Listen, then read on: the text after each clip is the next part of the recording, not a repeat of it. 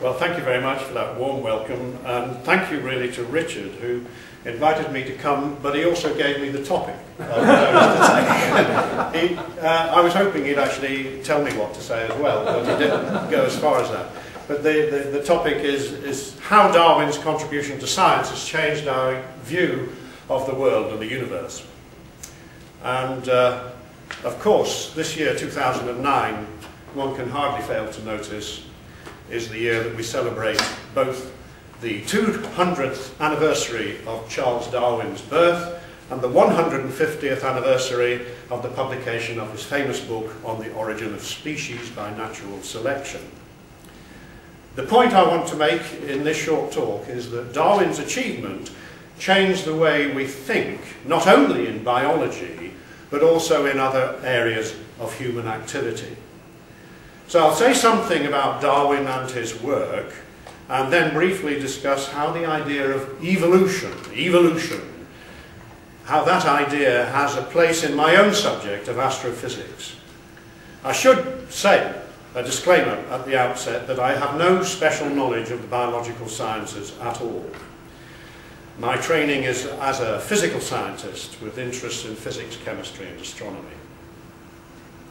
Well, Darwin, at the remarkably young age of 22 years, was selected, one has to say, through influential contacts at Cambridge, as a naturalist on the HMS Beagle, a Royal Navy survey ship, on its round-the-world voyage, 5 years long, 1831 to 1836. Darwin was changed by that experience. He had entered the voyage with rather conventional views of religion and science. At one time he was destined to be a priest in the Church of England, so he's a failed priest, if you like. He was also a failed medical doctor as well, but of course his later successes made up for those early failures. He was, for example, strongly attracted by the ideas of William Paley, who saw the wealth of plant and animal species in nature as evidence of a beneficent creator. But the enormous variety and delicate distinctions that Darwin saw in plants and animals on his round-the-world voyage sowed the seeds of doubt in his mind. On that voyage, his visit to the Galapagos Islands was a key stage in his thinking. Evidently, plants and animals had arrived on those relatively newly formed islands from the mainland of South America, but then apparently changed over time in a way to suit the particular environments on different islands.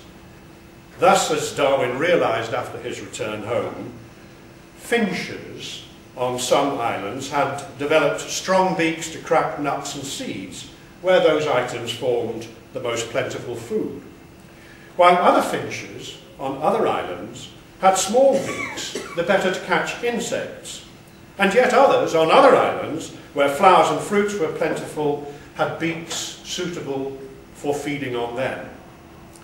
Well, could it be, he asked himself, that the species were not immutable, as would be implied if a beneficent creator had formed all the species?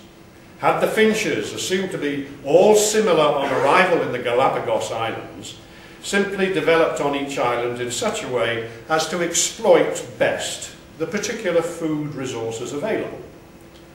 It wasn't only finches that seemed to vary from one island to another, but many other animals too, such as the famous tortoises and mockingbirds. Could it be that all species change slowly in response to their environment and changes within it? Well, it now seems such a logical and perfect idea to us that it's hard to appreciate how revolutionary that idea was in the 19th century. Darwin wanted to know, why was the creator so generous in creating species? In the early 19th century, there was a mania shared by the young Darwin for finding new species of beetle. We now know there's about 1/3 species of beetle. Why did the creator make so many beetle species? As J.B.S. Haldane rather sarcastically said much later, God has an inordinate fondness for beetles. Well, Darwin's ideas provided an alternative explanation both for the abundance of beetle species and for the filling of every opportunity of development by all creatures.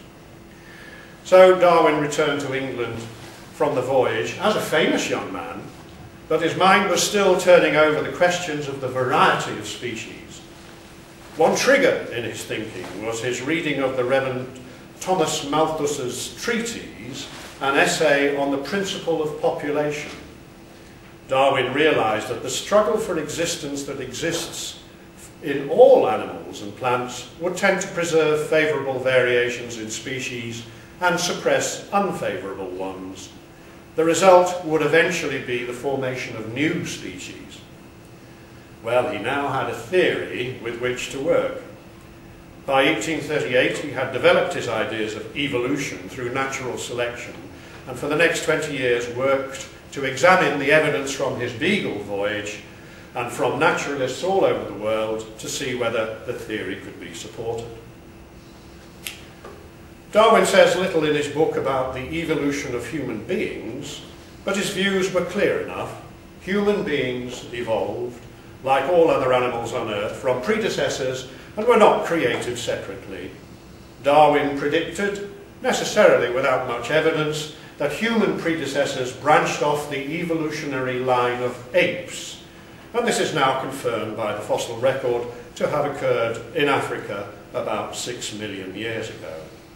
Humans who were anatomically modern appeared about 100,000 years ago via various varieties of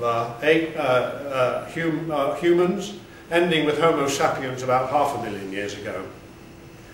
Darwin's predictions of human evolution have been vindicated by modern science. The evidence for evolution is all around us.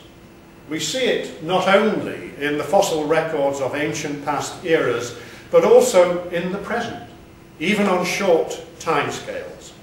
We see it in the mutation of one influenza virus into another in a year or two, and in the appearance of drug-resistant strains of microbes that cause disease. We see it over decades in the changes of coloration of British moths in response to the soot and smoke arriving with the Industrial Revolution and fading again as the Clean Air Act was introduced. We see it in the breeding of dogs, horses and cattle over centuries, where we humans select from the random variations produced by the animals the specific kind of characteristics that we seek to emphasize in those animals. So how have Darwin's contributions to science changed our view of the world and our place in it? The concept of evolution has been called the most important idea in human history. It tells us that we human beings are related to the whole of life on Earth. We have evolved along with all living things, both animals and plants. Our evolutionary line avoided extinction events that have killed perhaps 1 billion species over the age of the Earth. Our DNA is shared with everything. Genetically, humans share 98.4% of DNA with modern chimpanzees and 90% with mice. Over 60% of human genes are fundamentally the same as those in are part of all life on Earth, separate, and have not been given dominion over the Earth and its beings. This message that began to emerge from Darwin 150 years ago is, as we now see it, a very modern view, a green view, a message of responsibility for ourselves, for the Earth, and for all creatures in it.